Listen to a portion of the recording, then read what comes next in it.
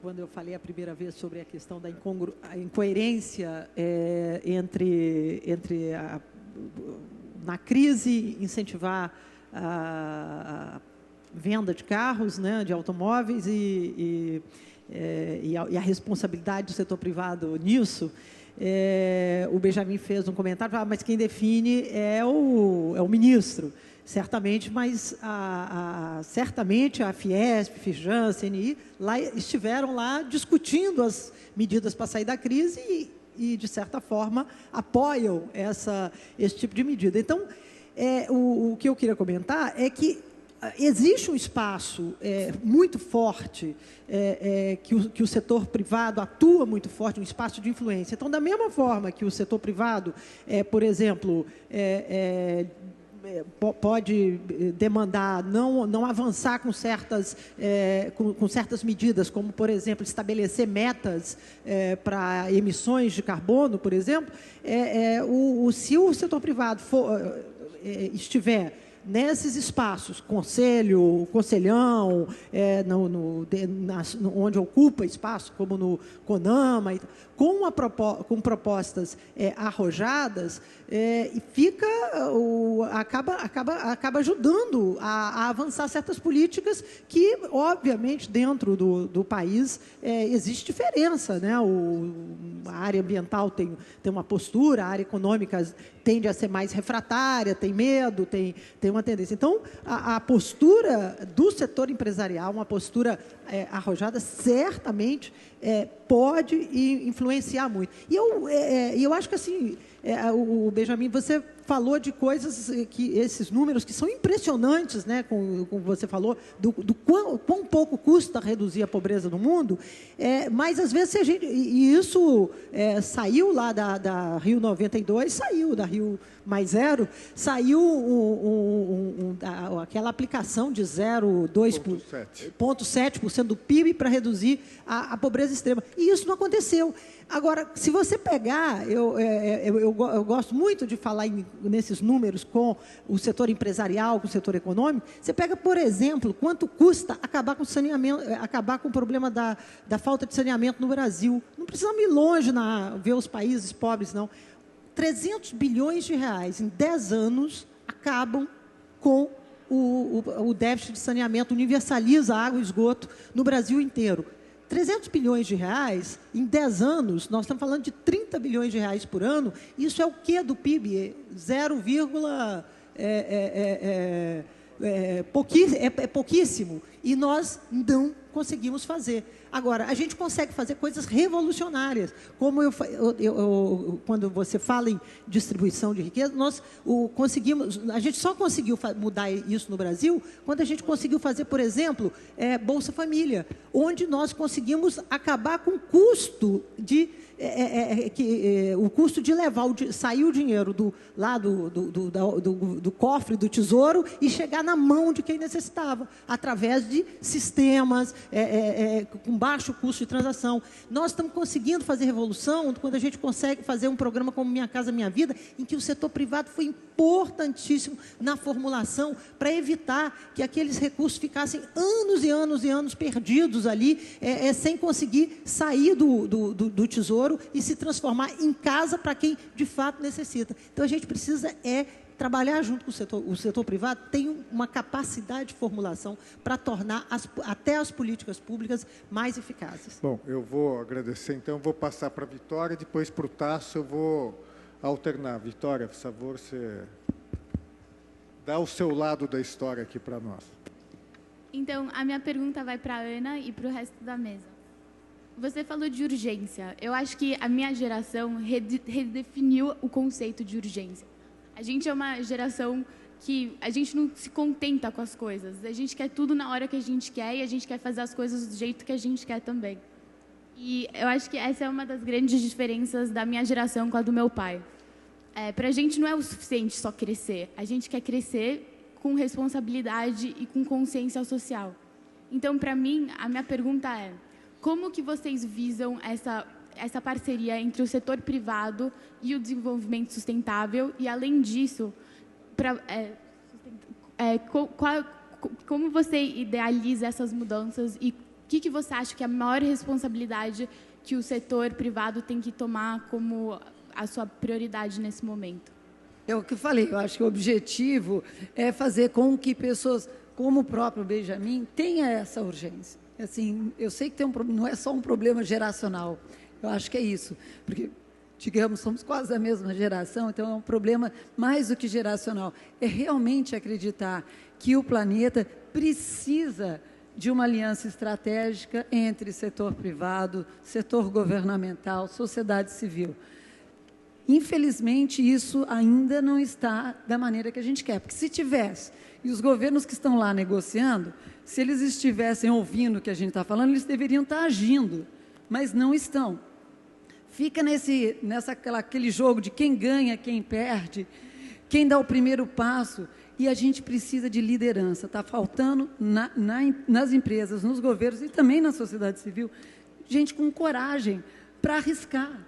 Isso é fundamental, porque sem errar a gente não vai acertar. Então, eu super colaboro com o que você falou, e é o que precisar em termos do Greenpeace. Não é só o Greenpeace, hoje em dia a gente percebe que não adianta só o movimento verde. A gente está fazendo alianças estratégicas com os trabalhadores, com os grupos de mulheres, com os afro-brasileiros, porque essa sensação de urgência todos têm. É como a gente agora transmite, e a mídia, nesse sentido, é fundamental. A gente não conversou muito da mídia aqui, mas temos que lembrar que a mídia tem um papel absolutamente fundamental em trazer essa urgência para todos nós. Obrigado pela pergunta. Obrigado, Ana. Queria dizer que chegou o Zé Carlos Libani, um grande ambientalista, já foi diretor do WWF, do PNUD, enfim. Tasso. Eu acho que, talvez, Carlos, interpretando um pouco eu interpretei de maneira diferente o que o Robert colocou nessa ideia de que o mundo não é mais um mundo de anexo 1, anexo 2. De fato, o mundo você não consegue mais dividir em dois blocos. Não tem como você comparar o Brasil, a China, por exemplo, com os países menos desenvolvidos. É outra realidade. Nós somos outro mundo. Não tem como comparar o Brasil com a África. Nós já somos mais, em muitos aspectos, do que boa parte das economias de transição na Europa na época de 93. Acho que a questão é que, embora exista uma diversidade muito grande, se você tivesse que nos agruparmos, a gente teria que fazer 5, 6, 7 diferentes grupos para ter um pouquinho das características parecidas de cada um. E eu acho que essa é um pouco da quebra de paradigma. Não dá para o Brasil e a China talvez se posicionarem como aqueles talvez que precisam de apoio, como talvez precisam os africanos. Só para dar um exemplo. O mundo mudou. Nós somos muito mais que isso. E eu acho que também mudou na própria indústria. O Brasil tem esse exemplo muito importante. O Brasil, não existe lugar no mundo que talvez a responsabilidade social corporativa tenha crescido tanto, se desenvolvido tanto em tão pouco tempo quanto foi o caso brasileiro. E aí eu acho, e aí é o outro ponto que eu queria fazer, que é como é que perceber que sim, o setor empresarial tem uma tremenda uma capacidade de influenciar políticas públicas, as políticas públicas corretas. E eu vou dar um único exemplo muito simples. Em 2009, a gente vivia um dilema imenso, que era a possibilidade do mundo propor, olhar para a ideia de ter limites para as emissões, de ter metas. E no Brasil, essa era uma discussão que estava travada, não tinha para onde sair.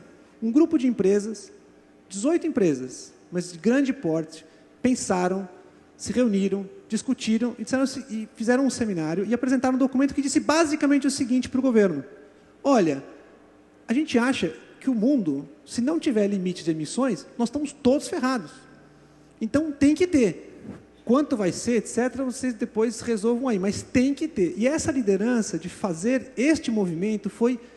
Eu sei porque participei da reunião de decisão do Brasil ter meta com o presidente, etc. Assim, foi absolutamente decisivo o fato da indústria ter se posicionado para dar a confiança para que o Brasil pudesse fazer esse movimento. Então, a gente pode fazer isso em várias áreas. E eu acho que essa é uma coisa tremendamente importante. A gente tem vários exemplos de como fazer isso. Então, o tipo de aliança que se propõe é uma aliança em que o setor empresarial, ele olhe para o tema de sustentabilidade dizendo: nós, com o nosso trabalho do dia a dia, com os nossos investimentos do dia a dia, nós seremos o motor da sustentabilidade. Não é nós nos adaptaremos para que o mundo também possa ser, mas nós seremos o motor para isso. Né? Eu queria agradecer. Eu vou passar para a Marita, depois eu passo para a Berta, que está aqui. Na Amazônia, acho que ela conhece mais do que a grande maioria da gente. Então, Marita, seja muito bem-vinda. Então, obrigada. E, se vocês permitem, eu gostaria de aproveitar essa mesa de empresas para colocar uma proposta concreta nela, pedindo que ela fosse pelo menos considerada. Essa proposta tem origem em vários trabalhos na USP, em alguns dos quais a doutora Berta Becker também participou, publicando no ano passado, e tudo tem a ver com a questão como agregar mais valor econômico à floresta em pé. Como fazer um desenvolvimento da Amazônia que liga mais com aquela pesquisa maravilhosa que tem por aí, mas que não se traduz em um aproveitamento econômico competitivo com a indústria, a agroindústria, a indústria de gado, etc. Como podemos chegar lá? Então, nos vários workshops muito bons, há muitas ideias, há programas, há fundos novos, mecanismos novos. Mas quando a gente sonha e pensa, bom, se nós tivéssemos um grande fundo de investimento, se nós tivéssemos isso ou aquilo, chegamos a um ponto de dizer, e daí? Os recursos humanos especializados para aplicar esse dinheiro bem. E esses recursos tem, claro que tem gente que sabe alguma coisa, mas não tem suficiente. Então, a proposta que quero deixar na sua mesa é: será que é hora de contemplar um Rainforest Business School? Uma escola nível de Harvard, que treina MBAs com especialidade nas propriedades do, digamos, continente da Amazônia. Eu acho que só assim vamos sair da retórica que seria muito bom, uso sustentável, o que é sustentável, como fazer uma economia local que realmente seria melhor. Só se nós tivéssemos essa seriedade, nós chegaríamos lá. Muito obrigada. Bom, vou agradecer, vou passar para a Berta. Obrigado, Marita. Bom, o que eu queria dizer para o Dr. Robert é que desenvolvimento era uma preocupação do mundo em desenvolvimento, subdesenvolvido, não é? Used to be. Hoje, isso é mais uma novidade do que mudou em relação a Rio 92. Não é? A questão do desenvolvimento era uma preocupação dos países subdesenvolvidos ou em desenvolvimento. Hoje mudou, não é? A questão do desenvolvimento é uma preocupação para os países ricos também, que estão passando por uma tremenda crise, particularmente a Europa. Isso é uma mudança no mundo também. E eu queria dizer, em relação a isso, que, no meu entender, a sustentabilidade global, ela só será alcançada mediante o reconhecimento da diferença. Falamos em global, é preciso pensar no global. Mas, se nós não reconhecemos a diferença, vai ser muito difícil alcançar a sustentabilidade global. No sentido de que há diferentes caminhos de transformação para alcançar o desenvolvimento sustentável.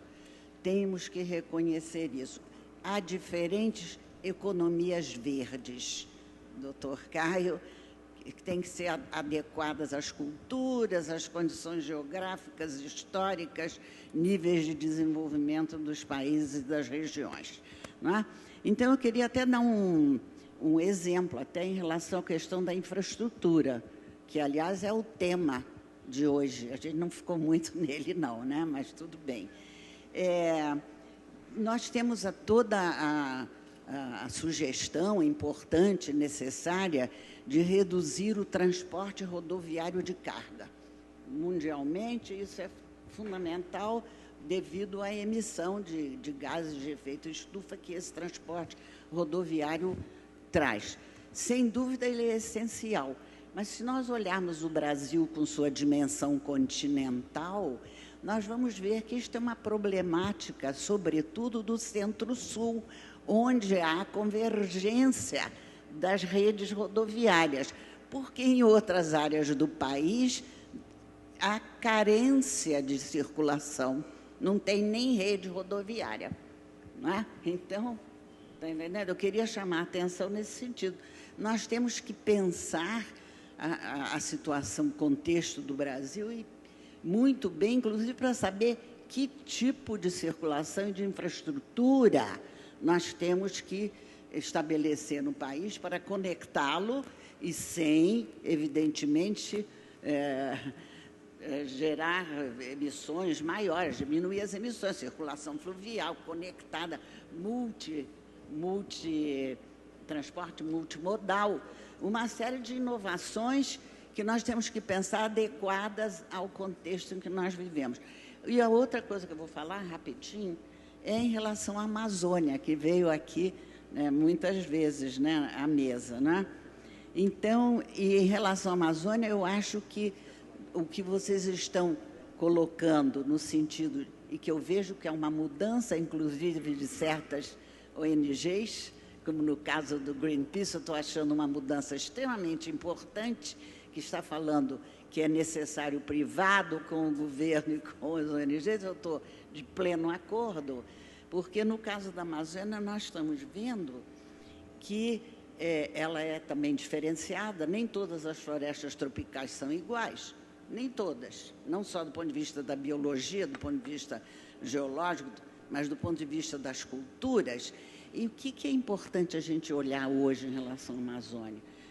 As comunidades, o que as comunidades estão fazendo, que isso é extremamente importante, como falou a doutora Marita, e o que o governo brasileiro tem feito.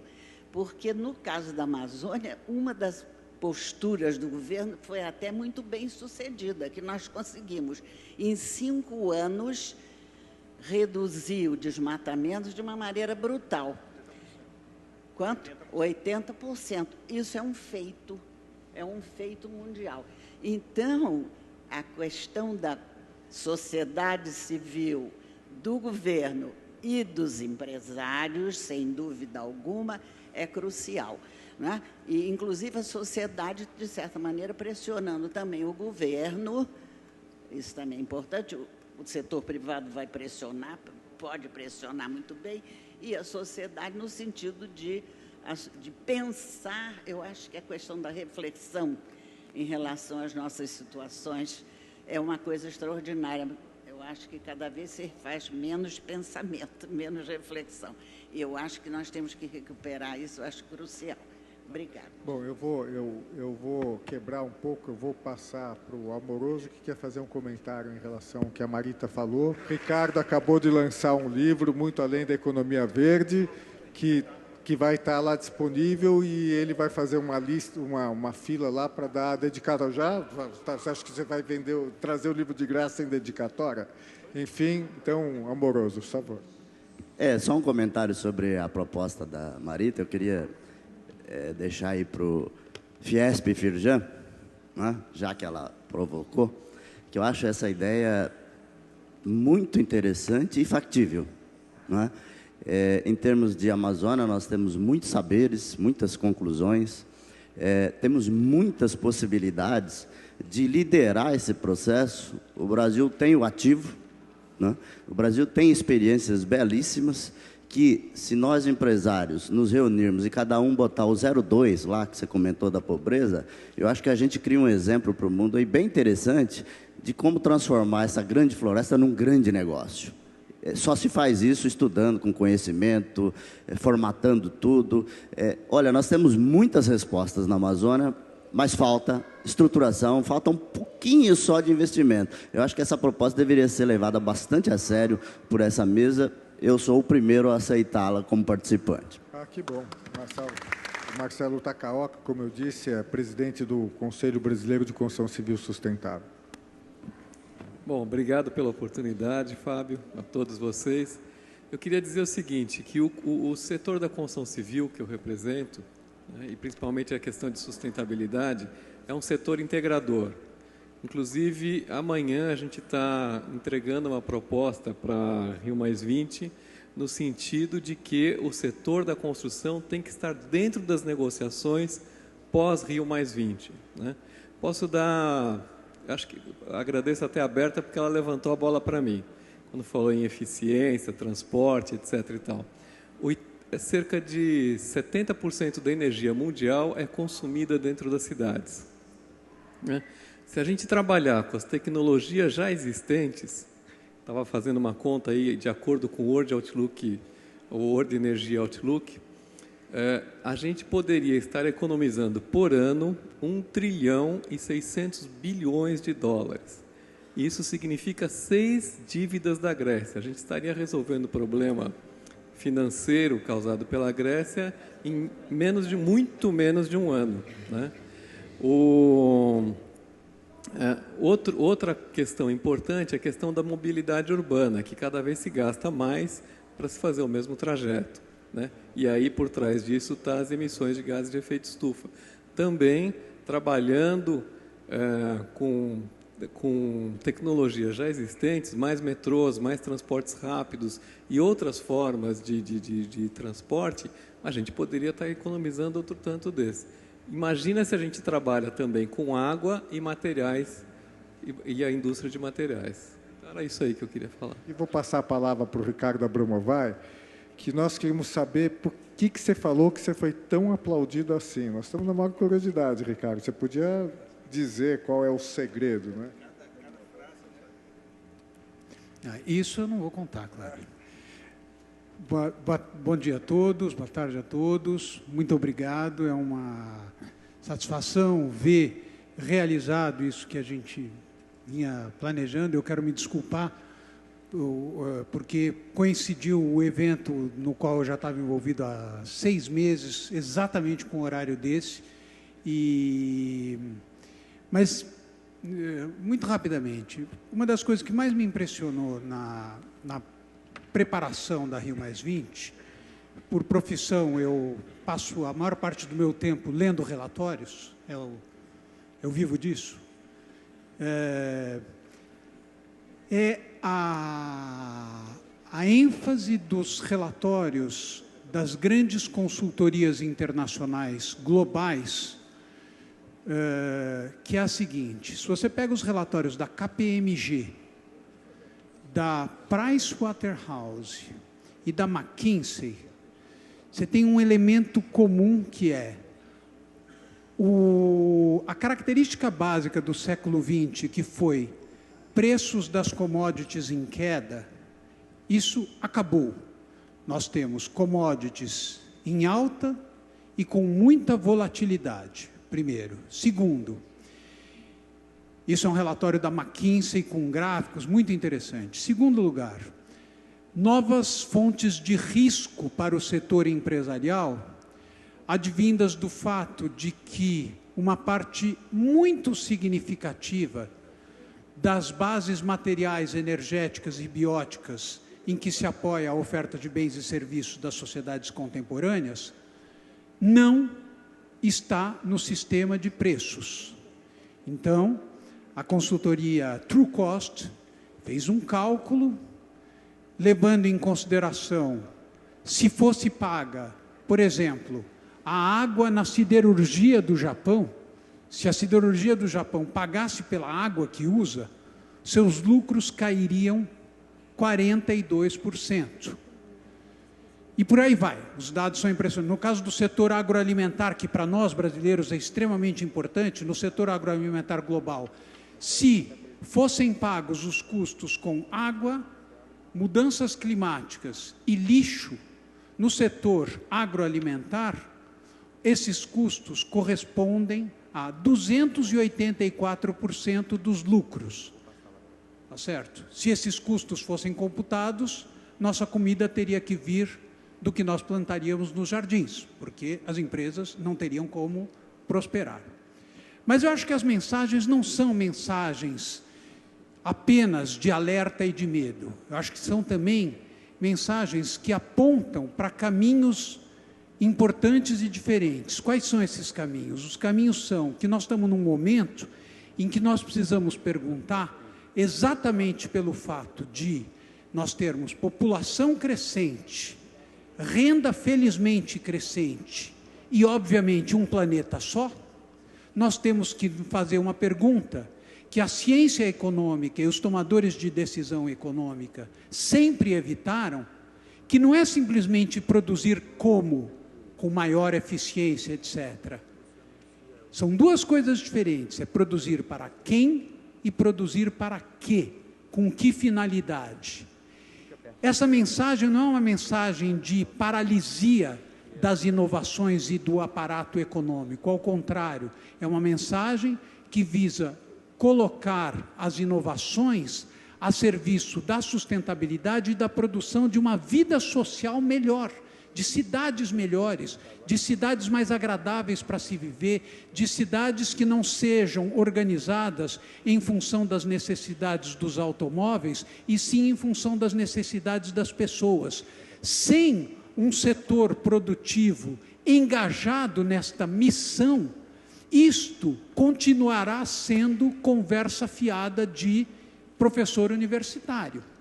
E essa é a razão fundamental em função da qual nós, todos aqui do Conselho de Sustentabilidade da CSN, junto com o Benjamin e junto com o pessoal da Fiesp, etc., etc., mas do nosso ponto de vista, essa é a razão fundamental pela qual nós nos esforçamos para que esse momento pudesse existir. Isso não pode mais ser conversa de professor universitário, isso tem que ser objeto de decisão empresarial. Um abraço. Vou passar para o Paulo, depois para o Caio. Aron, senta aí se você quiser. Quer dizer, para o Paulo, que já pediu a palavra. Caio, depois eu passo para você e vou alternando. Então, Paulo, por favor.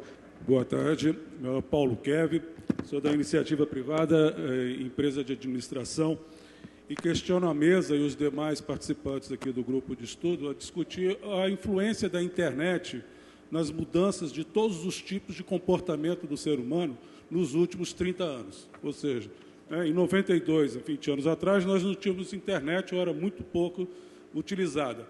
Esse simples instrumento de infraestrutura de comunicação mudou praticamente toda a história da humanidade nos próximos milênios, talvez. Tá?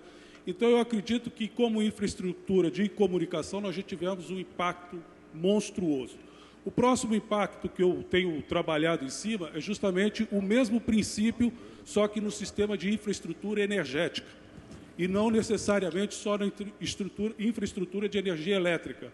Quando nós passarmos a pensar todos os modelos que foram discutidos aqui, na forma de conceitos de energia, e não necessariamente conceitos de finanças, porque as finanças hoje estão muito bem definidas, o caminho para onde elas vão, principalmente pelos últimos acontecimentos dessa semana, então nós temos que realmente pensar muito seriamente qual é a infraestrutura que nós vamos precisar daqui para frente para realmente montarmos, né, em qualquer tipo de desenvolvimento, sustentável ou não. Obrigado, Paulo.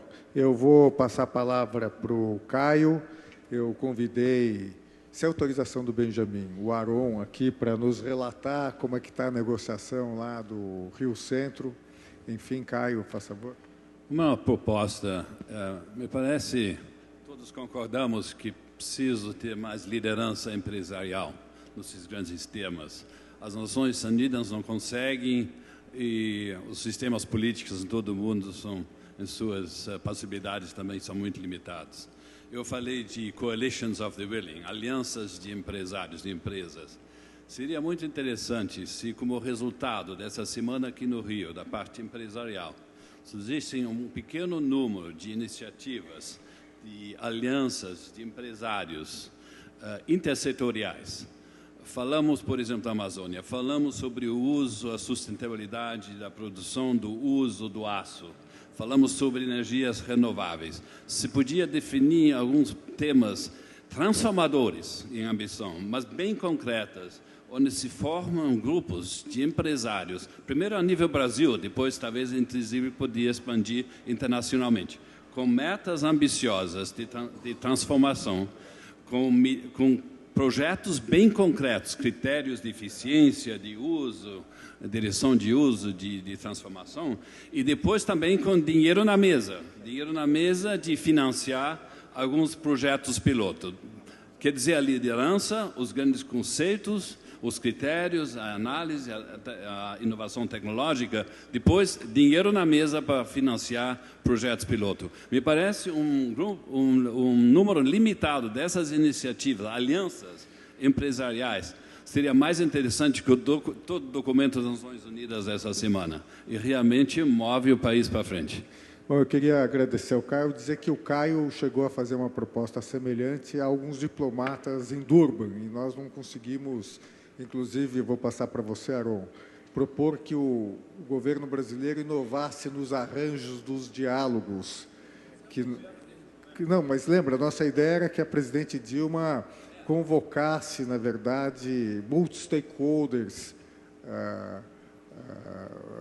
em processos multi-stakeholders para sair do formato das Nações Unidas, que, para as pessoas que não conhecem, cada setor tem 3 minutos para falar, e aqui nem plenário de Câmara dos Deputados. Fala e ninguém ouve. Enfim, Aron, será que você podia, mais ou menos, o Aron, como eu disse, está representando, dar um pouco a visão de vocês, do processo negociador, inclusive das ONGs do mundo. É um prazer tê-lo aqui. A responsabilidade é grande, né? Você pega assim, de repente, para falar de ONGs do mundo, mas eu acho que dá para dar algumas visões de como nós temos acompanhado o processo. Eu acompanhei os 2 anos de processo preparatório, estamos acompanhando o Centro, pelo Vitae Civilis, que acontece na ONU, e acho que uma das coisas que nós vimos mais claramente é exatamente a necessidade de que nós consigamos ir no sistema multilateral além desse paradigma estreito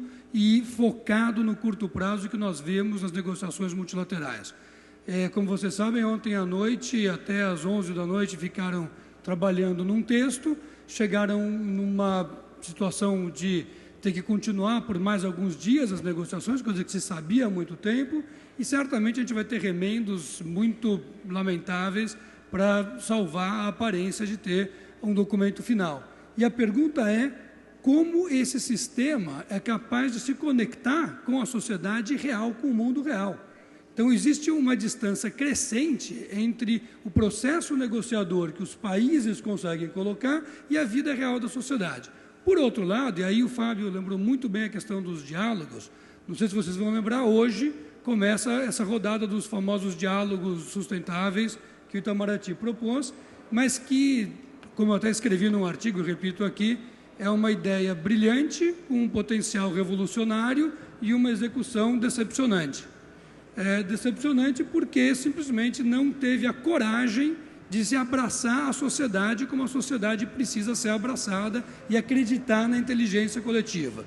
Então, acho que os diálogos devem ser vistos como um momento que pode ser útil como experiência para a gente crescer. Acho que está trazendo uma ideia, a gente deve valorizar essa ideia, mas criticamente. Nós pretendemos, dia 19 à tarde, fazer um diálogo sobre os diálogos, exatamente para pensar sobre isso, estamos procurando um espaço que a gente vai fazer isso, para pensar sobre o assunto. E, por último, concluindo rapidamente, acredito que nós temos que ver a Rio+20 como um momento em que nós entendemos que o mundo é muito mais do que a soma dos países. E temos que colocar um processo de conversação à altura do desafio que nós vivemos. E acho que a gente está conversando aqui, é um excelente momento para isso.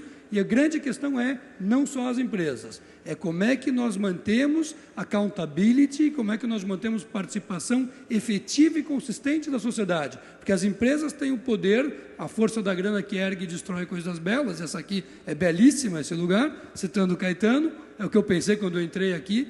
Mas a gente precisa também continuar construindo as coisas belas e não destruir aquelas que a gente tem aí fora também. Obrigado. Obrigado, Aron. Eu tenho aqui 3 pessoas inscritas por enquanto e estou convidando o Zé Carlos Libânio ali no fundo para fazer um comentário. Sério, depois eu vou passar para o Carlos Cavalcante. Sério. Boa tarde a todos. Célio Schwartz, conselheiro do sistema Fijancid. Estamos debatendo há quase 3 horas e ainda não tive a oportunidade de ouvir uma proposta concreta, uma sugestão para o desenvolvimento da infraestrutura sustentável, particularmente no Brasil e no mundo. Carlos, faz favor. Professora Berta, parabéns pelas suas considerações. Desenvolvimento sustentável se faz com uma política concreta, não é? Com situações concretas. A senhora tocou na questão do planejamento logístico, e isso é absolutamente fundamental. Em qualquer país, e particularmente num país das dimensões como o Brasil, nós precisamos privilegiar o transporte de carga para os grandes modais que transportam carga massivamente, em detrimento do transporte rodoviário de cargas. Está no nosso documento. Isso é um compromisso nosso em termos de planejamento logístico. Está por escrito aqui, antes da sua intervenção. Muito obrigado pela sua intervenção em relação a isso. No transporte de passageiros, a solução que o mundo encontrou que é viável economicamente, que está nas lojas, certo? É carro que usa biocombustível, né? Adoraria falar sobre isso aqui, o comentário tem que ser muito curto. Eu só quero convidar todo esse plenário para dizer o seguinte: o Brasil foi extremamente inovador em relação a isso. Ao lado dos Estados Unidos, tem os maiores programas de utilização de biocombustível em funcionamento no mundo, né? Amanhã não. Segunda-feira, um painel do BID, da Amires, da Boeing, da Embraer, da Gol e da Azul, lançam aqui nesse espaço, eu não me lembro exatamente em que sala, lançam o passo de inovação tecnológica para a produção de bioquerosene de aviação. Tá? Nós vamos poder atacar na matriz de transportes muito fortemente no transporte aéreo a substituição de um combustível que atingiu viabilidade comercial. Isso vai ser lançado aqui na segunda-feira. Na terça, nós vamos debater o dia inteiro aqui nessa sala a matriz energética, para a qual eu convido também a todos vocês. O Júlio pediu um comentário sobre o que o Carlos falou. Só queria lembrar que em São Paulo 46% dos caminhões trafegam vazios. Quer dizer, então, do ponto de vista de desperdício, é inacreditável. 46% capacidade ociosa. Leva a mercadoria e volta vazio. Além da poluição, da emissão de gás de efeito estufa, o custo maior para as empresas e para os consumidores. Júlio, eu só queria que você rápido, depois, Metz, você, o Sokolov e Scott, que viajaram muitas horas para estar aqui, emitiram muitos gases de efeito estufa, tem que justificar os gases de efeito estufa. Eu queria o comentário de vocês. Então, Júlio, depois eu queria que o Metz, que vocês três que viajaram tanto, se quiserem fazer uso da palavra. Júlio. Eu só queria, Fábio, dizer que o governo do Rio de Janeiro tem um compromisso muito grande na alternância modal para o transporte ferroviário de carga. Mas nessa questão, novamente, que você está colocando do transporte rodoviário da carga, entra a questão da legalidade da pirataria. Mais de 25% da nossa carga no Brasil ainda é sem controle do Estado e sem qualquer controle de sustentabilidade. O governo do Rio de Janeiro está fazendo um esforço muito grande junto com a NTT e, a partir do dia 20 agora, vai zerar a carga pirata até o final do governo. E, nesse sentido, você traz novamente para a questão da formalidade o controle de emissões e o controle da sustentabilidade. Eu só queria, a propósito de um comentário que a Ana fez também, Fábio, essa questão da mídia. O governo do Rio de Janeiro talvez seja o único governo subnacional na América Latina a ter uma política séria de mobilidade não motorizada. E essa questão é muito mal interpretada muitas vezes, porque não se entende qual é o objetivo de uma política pública que, no meio da confusão e da necessidade de transporte de massa do Rio, visa, por exemplo, colocar 10% da população andando de bicicleta até 2014. Mas no Rio já saímos de 2,7% de bicicleta para 5% na área metropolitana. E é uma política pública que muitas vezes nós somos ridicularizados por ela. Não é pouco usual que o governador Sérgio Cabral seja ironizado numa foto que tem andando de bicicleta em Paris, quando fechamos o convênio que trouxe para o Rio de Janeiro a iniciativa da bicicleta pública e que contaminou o Rio. Então, eu queria só dizer que, às vezes, também fazer uma política de mais longo prazo com o propósito da sustentabilidade é algo que precisa ser melhor entendido. Desculpa, eu vou passar para o Eduardo, que é o nosso anfitrião aqui. Muito obrigado, Fábio. Quero agradecer a todos a presença hoje. Porque eu vou ter que me ausentar, que tem outra reunião, mas eu queria fazer rapidamente os comentários sobre o que eu ouvi aqui. Primeiro, dizer a Vitória que não é questão de geração. Segunda-feira nós homenageamos nessa sala Eliezer Batista, porque há 20 anos ou mais, inclusive quando ele foi lá de Carajás, ele sustenta o princípio da sustentabilidade. E ele tem 88 anos e consegue pensar, continua ainda insistindo nos próximos 20 anos. Então, é questão de geração de mentalidade. Segundo comentário, a doutora Berta, como sempre, brilhante, falando dessa questão de logística. E eu quero... isso tem tudo a ver com o impacto ambiental e, aliás, tem tudo a ver com o nome desse seminário. Eu só quero abordar 2 pontos. Primeiro, não sei se vocês sabem, eu estou me referindo ao Brasil, os portos no Brasil não funcionam 24 horas. É por isso que, quando vocês forem no último andar desse ambiente, vão ver 30 ou 40 navios enormes ao largo. Muito feios, aliás. Por quê? Porque a burocracia brasileira vai embora às 5 horas da tarde. A Firjan fez uma pesquisa, divulgou há 2 meses atrás, e eu quero insistir que as autoridades não fizeram coisa alguma a respeito disso. A alfândega vai embora, a Receita Federal vai embora, a Anvisa vai embora, e os navios ficam disparados. Claro que os portos estão lá. Isso é inacreditável, tem tudo a ver com sustentabilidade e tem tudo a ver com competência e com eficiência e custos. O segundo, que Marilene tem toda a razão falando de saneamento, e não precisa ir longe, e eu queria ser um pouco mais direto com Maria Helena, se vocês forem a 500 metros aqui atrás, na comunidade Pavãozinho, nós temos esgoto céu aberto. Não precisamos ir à Ásia, não precisamos ir à África. Vamos a 500 metros aqui, walking distance aqui, nós vemos isso. Por que eu estou mencionando isso? Porque é inexorável, é uma proposta que eu vou deixar aqui na mesa, que o Brasil encare um programa duro e profundo de um choque de concessão ou privatização, o nome que quiser, para a infraestrutura. A sociedade brasileira precisa do serviço e nós não podemos imaginar que o Estado brasileiro tenha recursos que não tem para prestar esse serviço. Que o Estado acompanhe, que o Estado fiscalize, mas precisamos de recursos, sim, privados para esses assuntos que é a sobrevivência nossa no futuro. E com isso, e aí eu queria pegar a proposta do Caio, de dizer que os empresários precisavam fazer uma agenda.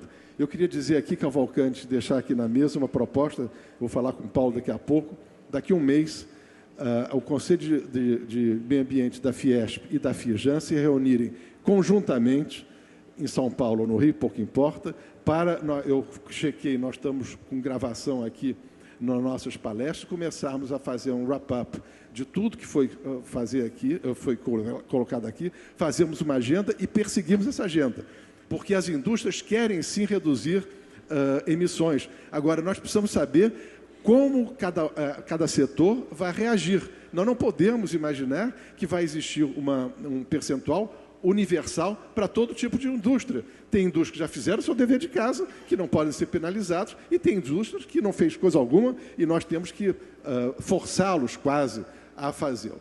Então, Caio, brigadíssimo pela essa proposta. Essa aliança da Fiesp e Firjan, que já vem de um ano, vai ficar muito mais densa depois dessa fantástica obra que nós fizemos juntos. Brigadíssimo, desculpa que eu vou ter que sair agora. Uma salva de palmas para o Eduardo, nosso anfitrião aqui. Sendo breve aqui, quando eu estava tentando passar pela burocracia de conseguir os crachás para chegar até aqui, coisa que consegui em parte apenas, vou pedir ajuda, aproveitar aqui. O Zé Goldenberg me perguntou, e aí, Libane, você com a sua experiência do IDH, né, tive que cuidar dessa criança desde o nascedor aqui no Brasil, o que acha dos objetivos de desenvolvimento sustentável, né, que estão sendo debatidos aqui? Alguma chance disso emplacar? Eu penso que dificilmente vai acontecer no campo da natureza o que aconteceu no que diz respeito ao humano, né? Através da mensuração do IDH, que, aliás, o Amartya Sen, que o criou, era contra a criação, dizendo que é impossível reduzir o desenvolvimento apenas a um número. Aliás, Inácio Sachs dizia que isso aí é igual dirigir um avião com um reloginho só. Você confia? Eu falei, eu não. O mesmo se dá, e de uma maneira muito mais complexa, quando a gente fala de natureza. Então, eu vou seguir o exemplo da Marita e fazer uma proposta concreta aqui. Porque na sala ao lado, eu estava acompanhando o Abramovay reger uma orquestra de câmara, ficou clara a questão da mensuração, da métrica, e por isso que eu falo aqui de IDH e de indicadores. Seria para que a iniciativa privada se juntasse ao esforço que alguns governos vêm fazendo de calcular o PIB de outra maneira, porque, como foi bem dito na outra sala, o PIB mede o business da economia. Ele não mede o desenvolvimento dessa economia nem o bem-estar.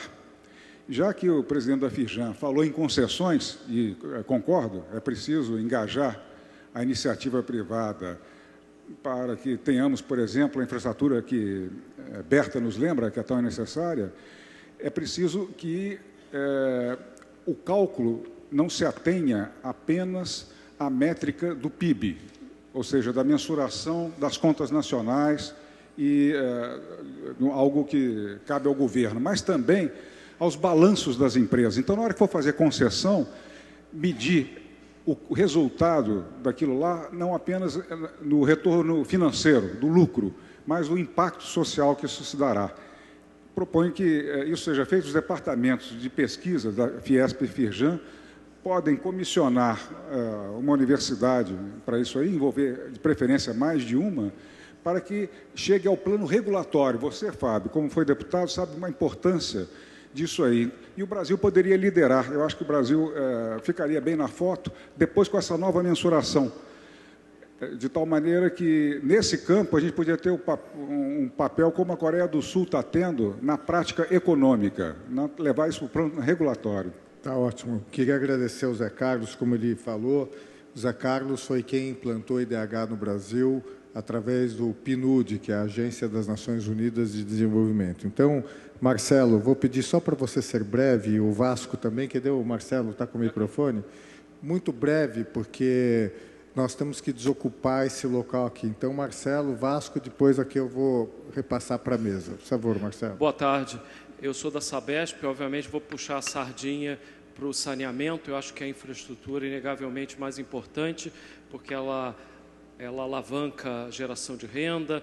Tem estudo que nós patrocinamos com a Unicamp, o Instituto de Economia, mostra que cada bilhão no saneamento alavanca 1,45 bilhão na cadeia de suprimento, gera 42 mil empregos, principalmente para mão de obra com baixa escolaridade, o que é muito importante para o país. Mas, no entanto, quando a gente falou aqui muito em urgência, sentido de pressa, realmente as pessoas que estão sem saneamento, as pessoas que estão passando fome na África, os 2 graus aí da mudança climática, nada disso pode esperar, tem urgência. A Sabesp está tentando fazer o seu dever de casa, investindo 2,4 bilhões, chegar ao final da década com universalização dos serviços. Mas onde que a gente tem um problema que eu acho que a mesa devia considerar, e que é um problema de uma massa informe sem um cérebro, que é a burocracia do país, e que deve ser semelhante em outros países. O que eu queria dizer é que a gente esbarra todos os dias com burocracia. A gente vai fazer obra lá em São Paulo, a CET não deixa num determinado horário, cobra às vezes mais taxa do que a gente gasta para fazer o ramal lá, a ligação de água que vai beneficiar uma pessoa.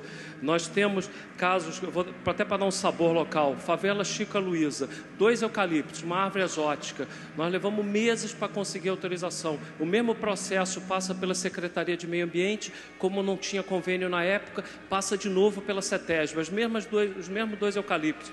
Nós nos propusemos a plantar árvores nativas e não resolve, porque a burocracia ela não tem moral, não tem nenhum sentido, ela tem que seguir o que está previsto, e se não segue, vem o promotor público e ferra o próprio do agente que está lá e depois não tem advogado para defendê-lo. Então era basicamente dizer o seguinte: a gente tem sentido de urgência, mas a burocracia mata essa urgência. Muito obrigado, Marcelo. Vasco, rapidamente também, senão eu aqui... Boa tarde, muito obrigado aos palestrantes. Meu nome é Vasco Bilbao, estou aqui com um grupo de estudantes da Escola Wharton, da Universidade de Pensilvânia, nos Estados Unidos. E representamos estudantes internacionais engajados em causas sociais. A minha pergunta é: o que nós podemos fazer como indivíduos, com ações concretas, para fomentar a mudança a uma nova economia sustentável? Então, Metz, eu queria que você fizesse seus comentários finais. Final comments. Just very briefly, on the comment, what are the possibilities for sustainable infrastructure? All the technology exists to have sustainable infrastructure. We know all the examples. The question is, do we have the will? I think the transformation has to be much more on the focus of why do we want to? And I think the amazing new moment is that the old way of doing economics is not working any longer anymore. So the question is, are we willing to give up our old beliefs? Because it's not penciling out anymore right now. We just have to look at Greece. It's a question of the will, not the technology. Thank you, Matt, again. Robert. I want to identify the fact that Brazil has a carbon target and congratulate Brazil. That was something that was under debate for a long time. It will organize your own thinking. It's remarkable that it includes both the biological carbon and the fossil carbon. I wish you well with that, working out that target. I want to pick up on the comment about the internet, which nobody picked up on, but it is certainly correct that it's as big a difference as anything.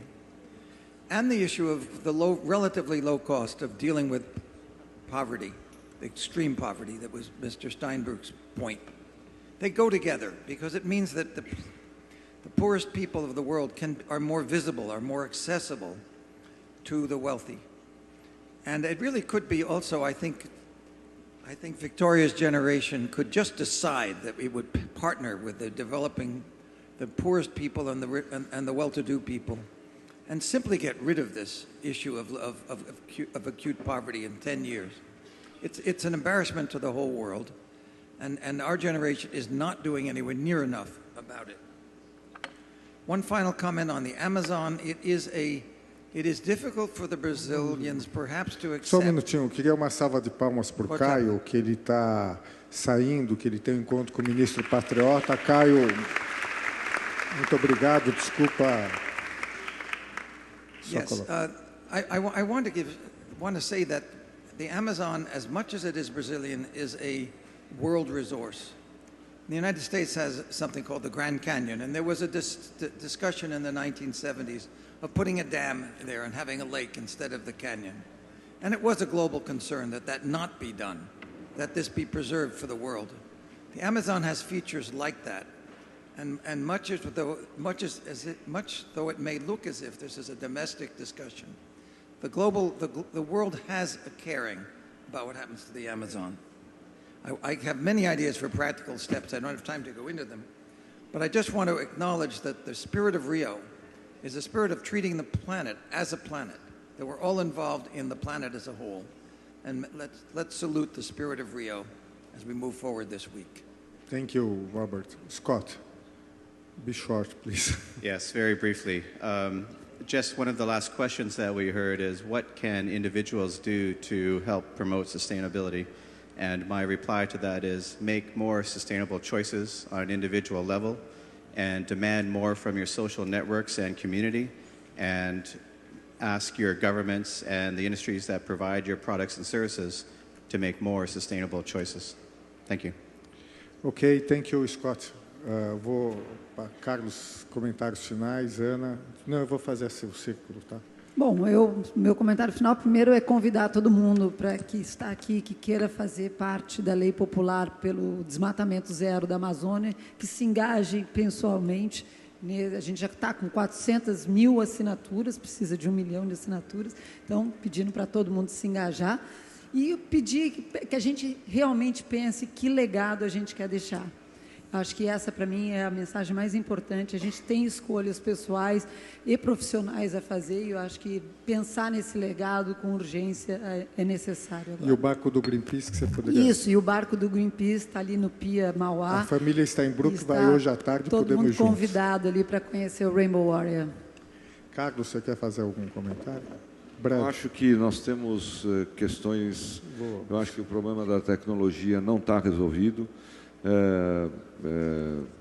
Não há soluções de energia para uma série de modais de transporte, não há soluções para a eficiência energética numa série de situações. Eu acho que o problema não é só vontade política. Não é?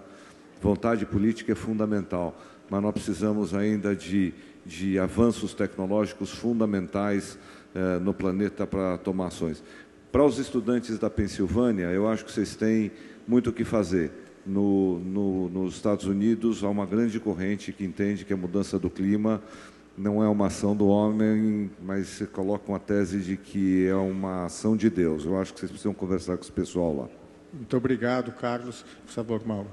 Bom, eu tenho uma proposta concreta para colocar aqui, usando aqui o depoimento do Caio, em relação a essa sinergia entre empresas, usando a criatividade, usando as experiências e a capacidade e os insumos que essas empresas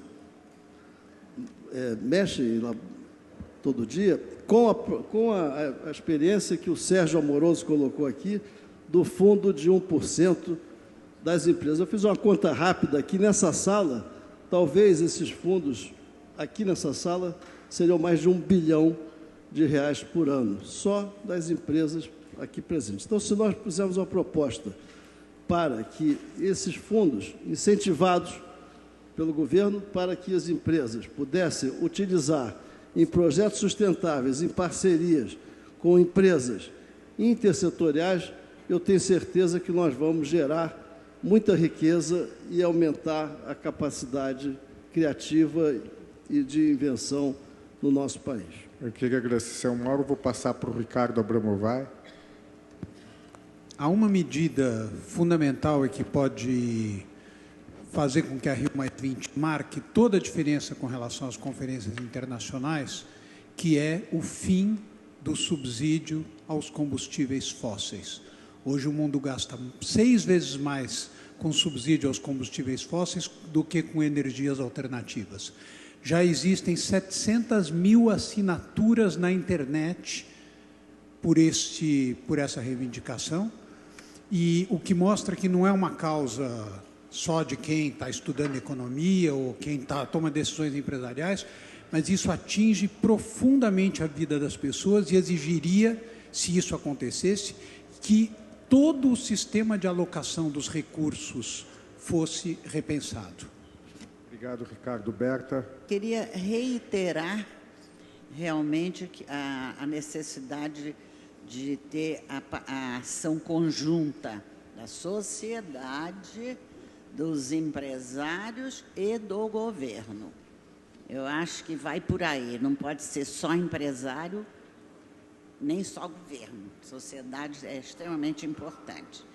Eu sei porque que eu estou falando isso, os senhores também já devem ter percebido. Eu queria só dizer que está entre nós o Sérgio Minglin aqui, uma salva de palmas para o Sérgio aqui, todo mundo conhece o Sérgio.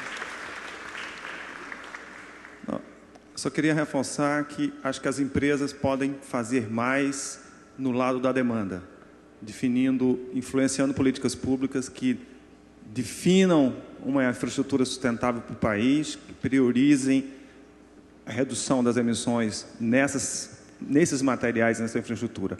O setor privado brasileiro já deu inúmeros exemplos positivos no passado de quando tomou a liderança e agora a possibilidade de ter essa liderança em parceria com a sociedade civil, a gente consegue fazer com que o Brasil, que vem dando exemplos em várias áreas, inclusive na redução do desmatamento, possa ter uma indústria de base de infraestrutura capaz de dar uma virada na forma como o país, que vai ter uma demanda enorme de investimento em infraestrutura, seja feita com os materiais corretos, com os sistemas corretos e com as parcerias politicamente corretas. Muito obrigado, Marilene. Para encerrar, eu queria só falar com as duas últimas pessoas que fizeram comentários e perguntas. Um é o Sérgio da Sabesp, me parece.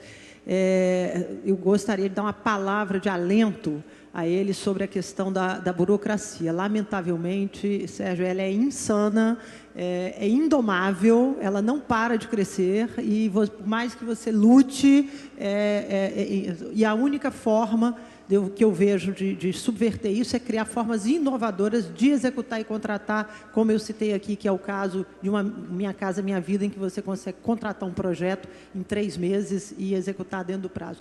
Quanto ao representante dos estudantes da Pensilvânia, enfim, além de pressão política, né, no sentido de produção e consumo sustentável,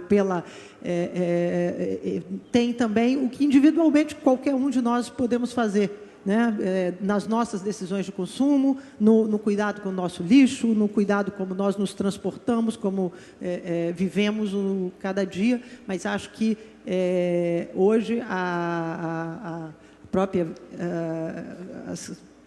todos os jovens que estiveram aqui fizeram manifestações no sentido da urgência que sentem, mas também do grande poder de mobilização que vocês têm e que é realmente um elemento transformador. Obrigada.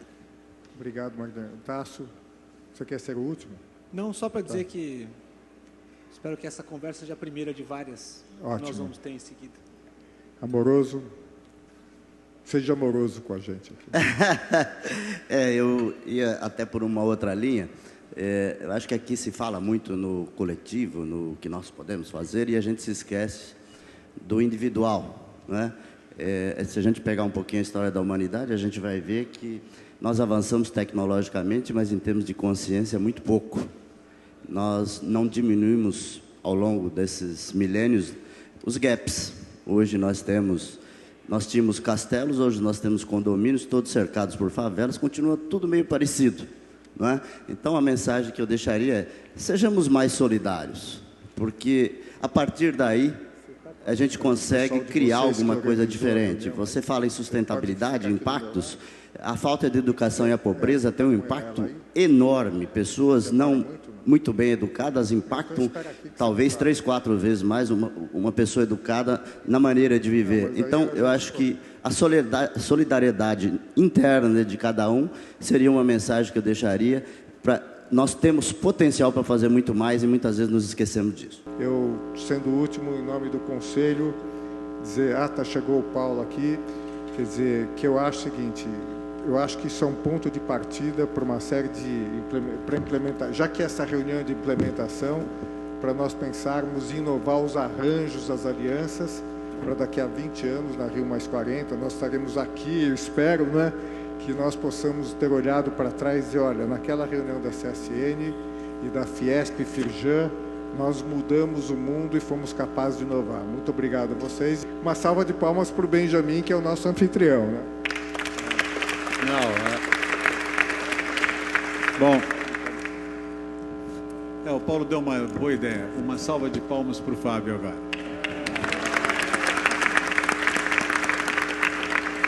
Mas, para acabar rapidamente, eu queria dizer para vocês que a questão de urgência anda junto, talvez, com o inconformismo. Então, por exemplo, eu acho que tem certas coisas, como aquelas que nós citamos aqui, de pobreza ou de fome.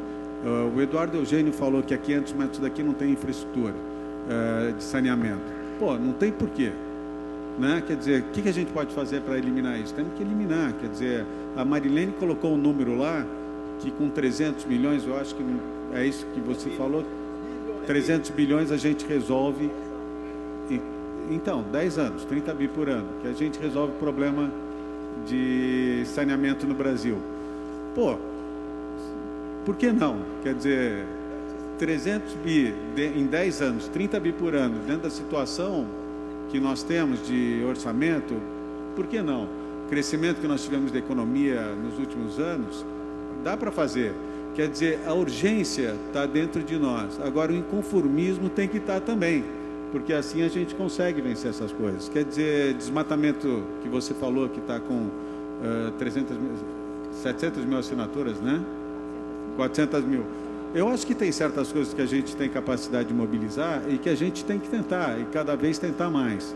Acho que essa reunião foi super importante no sentido de vocês nos alertarem até um pouco com a capacidade que tem a iniciativa privada de tentar conduzir, ou de tentar apressar, ou de tentar priorizar os assuntos. Quer dizer, é uma coisa que certamente nós vamos fazer, tanto o Firjan quanto o Fiesp, e juntas nós vamos dar um tratamento certamente prioritário para isso. Vamos colocar mais em pauta, mais em discussão, que nem o Eduardo Eugênio falou, em 30 dias a proposição do pessoal de meio ambiente das duas entidades estarem juntas e trabalharem nisso. A verdade é que eu saio daqui com muito otimismo, porque de certa forma despertou dentro de mim a vontade de querer fazer mais e mais urgência.